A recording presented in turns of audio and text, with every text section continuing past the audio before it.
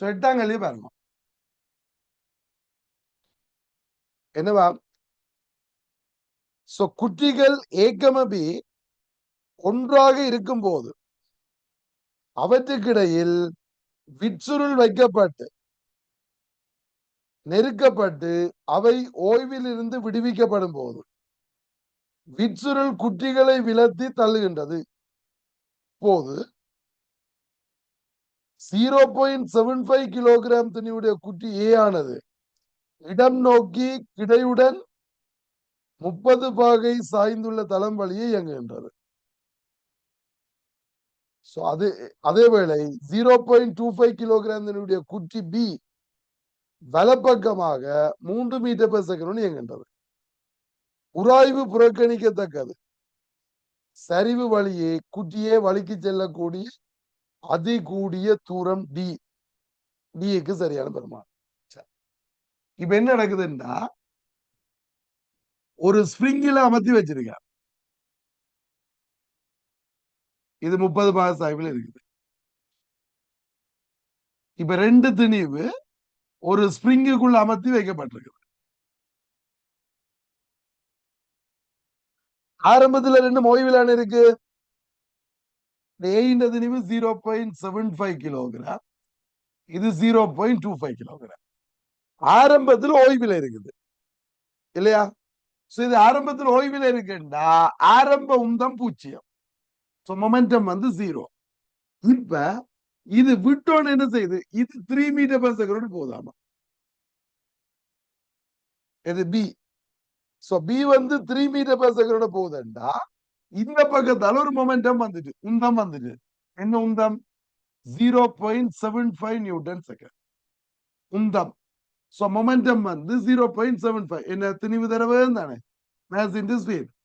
இப்ப 0.75 Newton second உந்தம் வருது. இப்ப இந்த பக்கம் என்ன வரணும்? அதே உந்தம் வரணும், மொமெண்டம் அதே அளவு வரணும். ஏன்? ஆரம்பத்தில் ஓய்வில் இருந்ததல்லோ, இறுதியிலையும் ஓய்வில் இருக்கணும். இப்ப உந்தம் 0.75 வரணும் என்றா இது வேகம் என்ன? 1 metre per second. 1 metre per second எவ்வளவு இடத்துக்கு மேல போகும் என்றதை கண்டுபிடிக்கலாம் இல்ல? இது இங்க இருக்கிற இயக்க சக்தி கைனடிக் எனர்ஜி வந்து இங்க அழுத்த சக்தியா மாறும், பொட்டன்சியல் எனர்ஜியா மாறும். அதுக்கு எங்களுக்கு நிலைக்குத்துயரத்தால பார்க்கணும் அழுத்த சக்தி. இப்ப என்ன போடுவீங்க? பெற்ற அழுத்த சக்தி பொட்டன்சியல் எனர்ஜி கெயின் இழந்த இயக்க சக்தி சம கைனடிக் எனர்ஜி லாஸ்க்கு ஈக்குவல். இப்ப பெற்ற அழுத்த சக்தி என்ன? எம்ஜிஹெச். எம் வச்சுக்கொள்வோம், போட தேவையில்லை. எம்ஜிஹெச். இழந்தது என்ன? இங்க இருந்து அவ்வளவு இழந்துட்டார். ஹாஃப் எம் வி ஸ்கேர் வந்து 1 ஸ்கேர். இப்ப எம் போயிடும். ஜி 10 எச் அமன் 1/2 வச்ச எவ்வளவு? 0.05 மீட்டர். 0.05 மீட்டர்.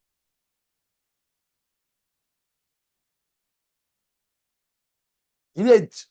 ஆனா எங்களை கேட்டது என்ன? இந்த தூரம் என்ன கேட்டது?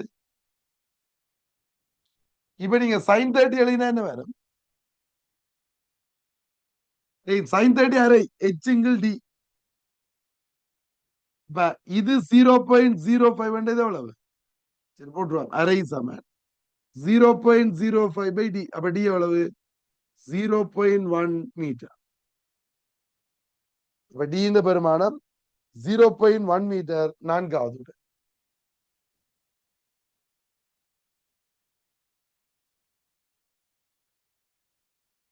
ஓகே இல்ல?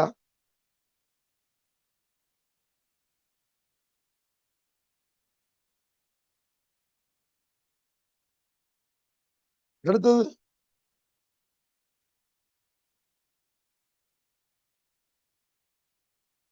9ஆம் கேள்வி பாருங்க.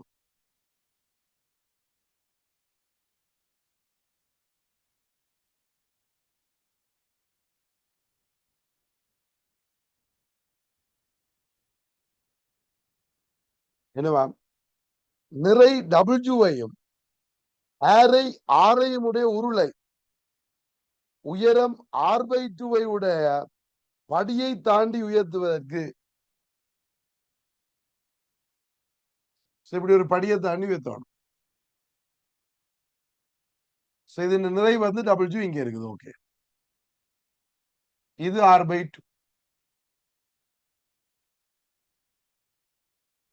ரைட்.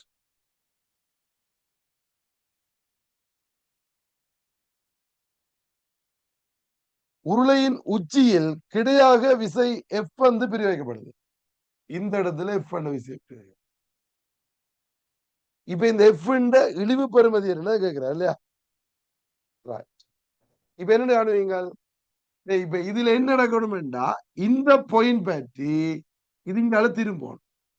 இது இங்கால திரும்ப அதை இந்த நிறைவு வந்து இங்கால திருப்பது. அப்ப இந்த பாயிண்ட் நீங்க ஓண்டு வச்சா ஓ பற்றி இங்கால பக்கம் திருப்பமும் மொமெண்டம், ஓ பற்றி இங்கால பக்கம் திருப்பமும் சமனா இருக்கும். அப்ப தூக்குப்படும். இங்கால பக்கம் திருப்பம் கேட்டீங்கன்னா விசை தர செங்குத்து தூரம். இப்ப இது இந்த செங்குத்து தூரம் எவ்வளவு சொல்லுங்க? இவ்வளவு. இவ்வளவு 2r. அதுல ஒரு r/2 போயிட்டு இவ்வளவு என்ன தூரம்? 3r/2. வங்காள பக்க திருப்பம் என்ன? f into 3r/2 சமன். இங்கால பக்க திருப்பம் என்ன கேட்டீங்கன்னா w into அதுக்குரிய செங்குத்து தூரம் இது. இது எவ்வளவு? இது r இல்லோ, இது r/2. அப்ப இது எவ்வளவு? இந்த நீளம், இந்த செங்குத்து தூரம் பைதரத்தியாரம் x வர்க்கம் சமன் இது இந்த வர்க்கத்துல இருந்து இந்த வர்க்கத்தை கழிப்பீங்க. r வர்க்கம் செய்ய r வர்க்கத்துக்கு 4. அப்ப 3r வர்க்கத்துக்கு 4. அப்ப ரூட் எடுத்து என்ன வரும்? √3r/2 x. அப்ப இந்த பெர்பெண்டிகுலர் டிஸ்டன்ஸ் வந்து √3r/2. அப்ப இந்த r/2 போயிடும். f என்ன? √3w/3. √3/3 என்ன? 1/3 அல்ல. அப்ப f சமன் w/√3 என்ன?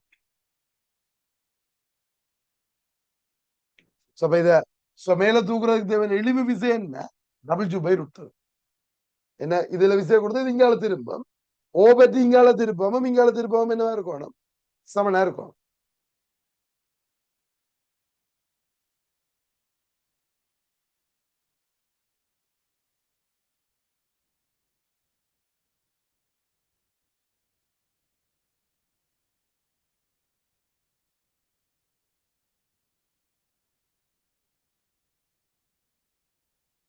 இப்ப 10ஆம் கேள்வி பாருங்க.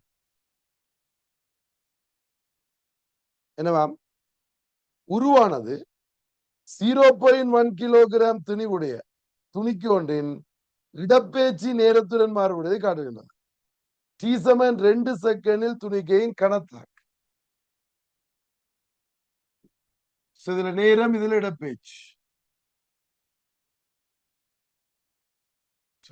இது 2. இந்த இடத்துல இடப்பெயர்ச்சி 4.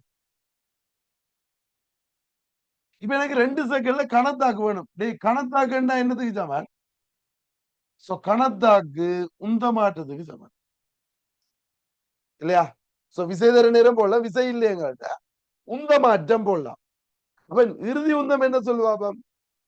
இறுதியா வேகம் என்ன சொல்லுவாம்? இடப்பெயர்ச்சி மாறல. இடப்பெயர்ச்சி மாறல என்ன மீனிங்? என்ன வேகம் பூச்சி. இப்ப இறுதி உந்தம் வந்து பூச்சி சாய. ஆரம்ப உந்தம் என்ன? ஆரம்ப உந்தம் எம் இன்டு வி. எம் எவ்வளவு? எம் வந்து வந்துட்டார் 0.1. யூ என்ன? இது வேணர வரும் படித்திருந்த வேகம் இங்க சீரான வேகம் எவ்வளவு? ஆரம்ப வேகம் 4x2 மீட்டர்/செகண்ட். ஆரம்ப வேகம் 2, இறுதி வேகம் 0. இப்ப 0 மைனஸ் இது 0.1 into 2 வரும் 0.2 நியூட்டன் செகண்ட். எங்களுக்கு மைனஸ் வருது திசை, எது திசை என்றதுக்கு தான். உந்தம் எவ்வளவு? 0.2 நியூட்டன் செகண்ட். நீங்க நியூட்டன் செகண்ட் கிலோகிராம் மீட்டர்/செகண்ட் சொல்லலாம். அப்ப எத்தனாவது விடை? First answer. மைனஸ் வந்தது காரணம் திசை. எங்களுக்கு இப்ப திசை தேவையில்லை. பர்மனன்ட் என்ன? 0.2 நியூட்டன் செகண்ட். முதலாவது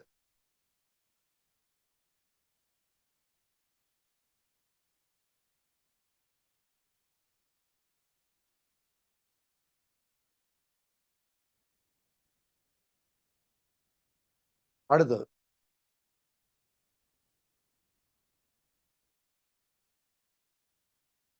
ஒவ்வொன்றும் 1000 நியூட்டன் நிறையையும் 25 சென்டிமீட்டர் ஆரையும் உடைய இரு கோளங்கள் 90 சென்டிமீட்டர் விட்டமுடைய வெறுமையான கிடையான உருளை பாத்திரம் ஒன்றினுள் ஓய்வில் உள்ளன.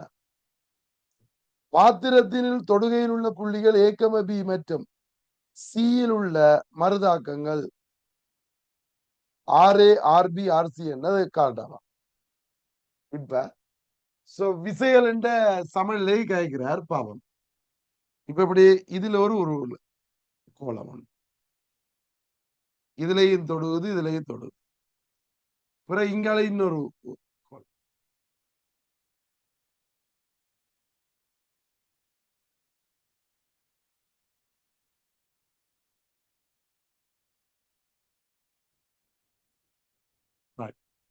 இப்ப இது ஏ இது பி இது சி. இந்த ஒவ்வொரு பாயிண்ட்லயும் உள்ள மாதிரிதாக தான் கேட்கிறார். இப்ப இதுல வெயிட் என்ன ஒவ்வொன்று 1000 நியூட்டனும் 25 சென்டிமீட்டர் அறையும் உள்ள அப்ப இது என்ன நிறை வந்து 1000.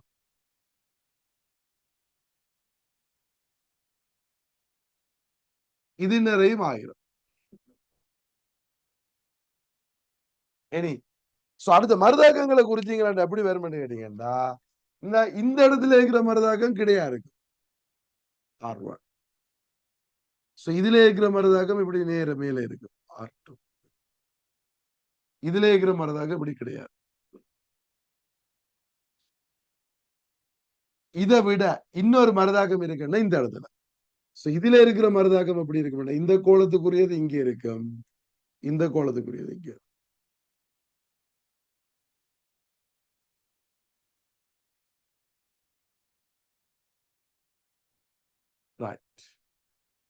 இப்ப எங்களுக்கு இந்த R1 R2 R3 தான் காணும். இந்த விஷயம் குறிச்ச விளங்க இது தள்ளு விஞ்ஞான தள்ள பார்க்க திருப்பி தள்ளும் இது மேல தள்ளும் நிறைய 1000 கீழே இருக்குது.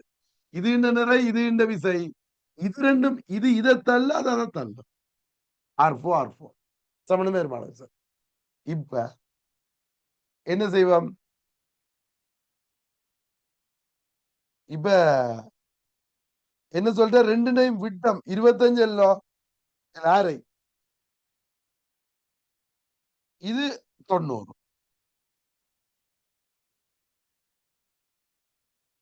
இது 90 இதுல இவ்வளவும் 25 இந்த தூரங்களை குறிக்கிறவர்க பாருங்க இவ்வளவும் 25 குறிக்க பாத்தீங்கன்னா இவ்வளவு 25 இவ்வளவும் 25.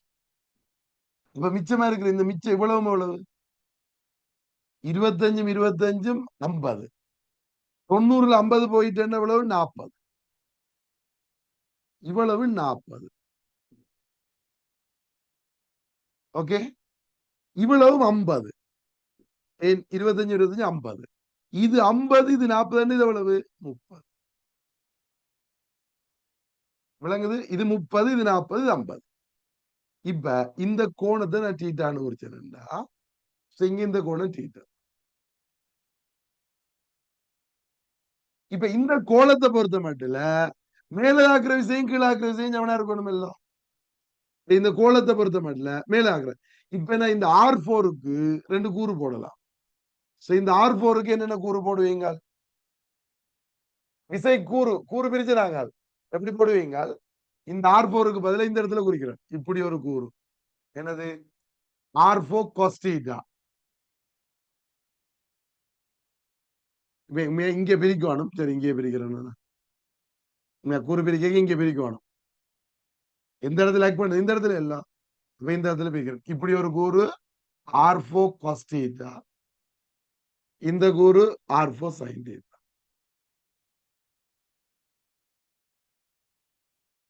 ஓகே இந்த R4 இப்படி ஒரு கூறா இப்படி ஒரு கூறா பிரிக்கிறான். இப்ப சொல்லுங்க இந்த மேலாக்குற விசையும் கீழாக்குற விசையும் சமம். ஓகே இது மேலாக்குற விசை R4 sin theta சமன் கீழாக்குற விசை 1000. இப்ப உங்களுக்கு சைன் தீட்டா எவ்வளவுன்னு தெரியும் எவ்வளவு சைன் தீட்டா இங்க இந்த போக்குவரத்துல சைன் தீட்டா எதிர்பக்கம் 30 சம்பக்கம் 50 3 × 5 அதுக்கு அந்த தூரங்களை கண்டுபிடிச்சாங்க. சமன் 1000. இப்ப சொல்லுங்க, 5 மேல போகும் கீழே வரும். அப்ப R4 சமன் 5000 × 3 இருக்கட்டும். இது R4. இனி R4 கேட்கல, எனக்கு R3 வேணும். அது எப்படி? இந்த R3யும் இதையும் சமன். இங்கால விஷயம் அங்கால விஷயம் சமன். அப்ப R3 சமன் R4 கொஸ்டின் வரும். R4 வந்து 5000 × 3. கொஸ்டின் என்ன? 40 × 50. அப்ப 4 × 5. 5ஆல சுருக்கினீங்கன்னா 1000. அப்ப 4000 × 3 எவ்வளவு? அப்ப 4000 × 3 133.3 133.3 உதது சியில வருதாக்கம். அப்ப அதான் 134 சொல்லியிருக்கேன். ஓகே, இப்ப இந்த சீல இருக்கிற மருதாக 134 1334. சாரி. இனி இத டோட்டலா பாத்தீங்கன்னா இந்த விசையும் இந்த விசையும் சமன். அப்ப இந்த விசையும் இந்த விசையும் சமன். அப்ப R3யும் R1ம் சமன். R1ம் எவ்வளவு?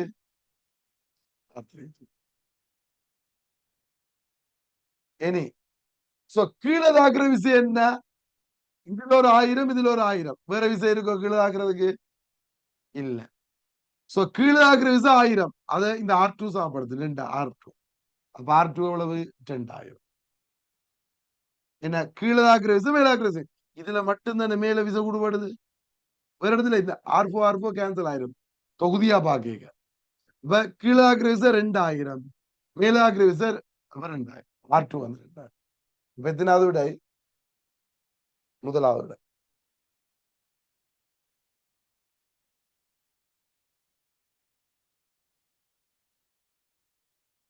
எப்படி R1 R3 ஈக்குவல்? இந்த தொகுதியா பாக்க இங்கால கிடையா இருக்கிறது இந்த R3 இங்கால அல்லது R1 இங்கால அல்லது வேற விசை இல்லையே. இப்ப இங்கால தள்ளுற விஷயம் இங்கால தள்ளுற விஷயம் என்னவா இருக்கணும்? சமனா இருக்கும். இங்கால தள்ளுறதும் இங்கால தள்ளுறதும் சமனா இருக்கும்.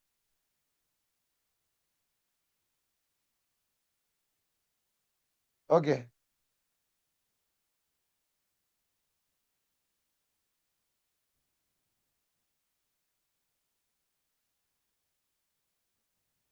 என்னவா?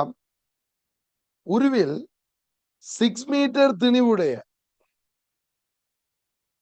6M திணிவுடைய இல்லையா?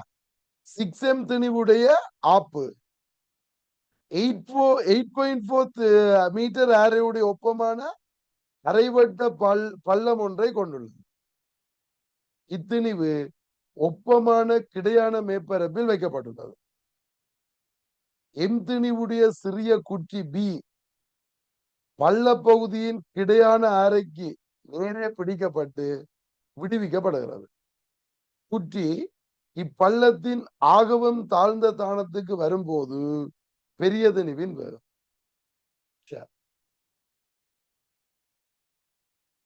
இப்ப எப்படி இருக்குது?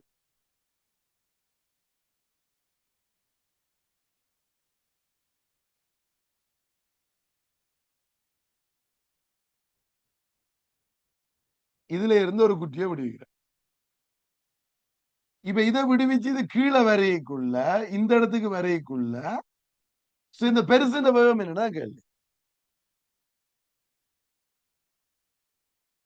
இப்ப இது திணிவு இது திணிவு 6. இது நேர எவ்வளவு நடந்துட்டார்? 8.4 மீட்டர்.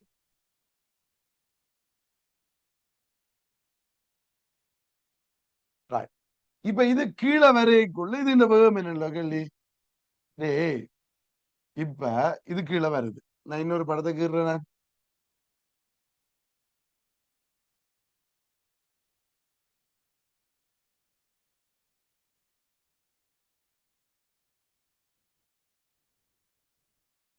இது அதிதால் புள்ளிக்கு வரைக்குள்ள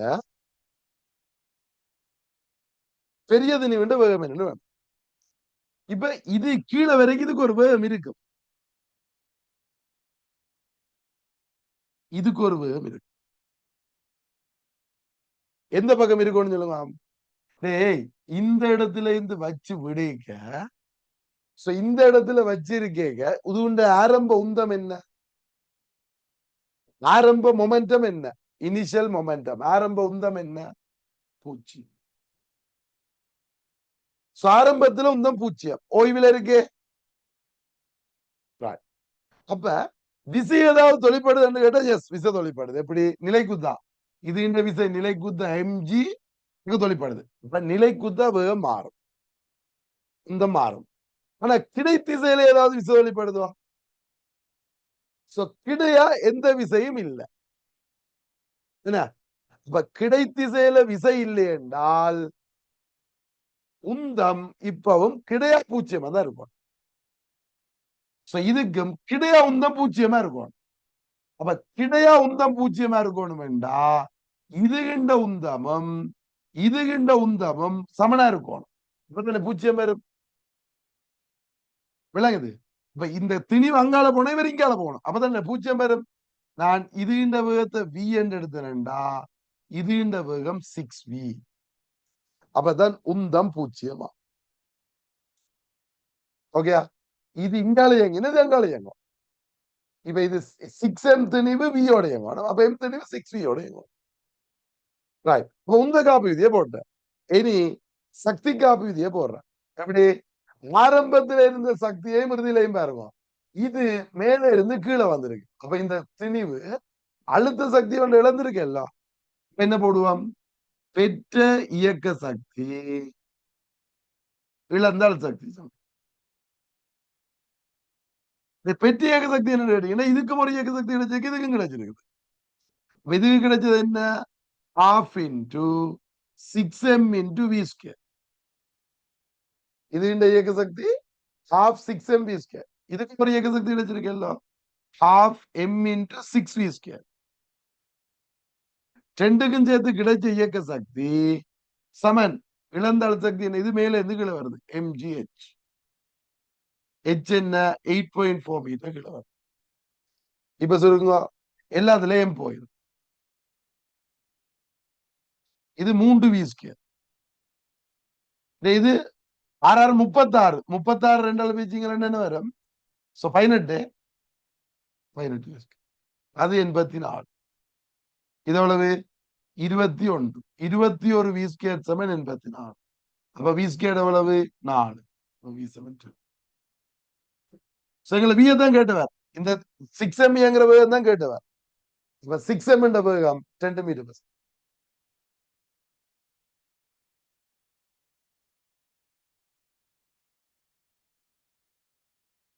இது என்ன? இது மேல இருந்து கீழே வருது. சக்தி காப்பு விதிதான். இது மேல இருந்து கீழே வருது. இங்க வரைக்க கிடைத்திசையில விசை ஒன்றும் இல்லை. அப்ப கிடைத்திசையில விசை இல்லைன்னா உந்தம் காக்கப்படும். ஆரம்பம் இந்த பூச்சியம் எல்லாம் இறுதியாகவும் பூச்சியம் ஆகணும். அப்ப இது வியோட இயங்கினா அங்கால போகணும். இங்க 6mv அங்கால 6mv உந்தம் பூச்சியம். உந்த காப்பு விதி போட்டோன்னா இனி சக்தி காப்பு விதி. மேல இருந்து கீழே வரைக்கும் இழந்த அழுத்த சக்தி பெற்ற இயக்க சக்தியா மேன். இங்க ரெண்டும் பெருகுது சக்தியா. அதை சொல்லுங்க. ஓகே, செய்திருக்கோம் இந்த மாதிரி கேள்வி. இதை செய்யல, நாங்கள் இப்படி செய்திருக்கோம். ஒரு குட்டி இப்படி இயங்குது, இங்க இருந்து இது வெளியால போய் இது இயங்குற வேகம் என்ன செய்திருக்கோம். அதுவும் இதுவும் ஒண்ணு ஒன்றுக்கே இருக்குது. அவ்வளவு விளங்குது எல்லாம்.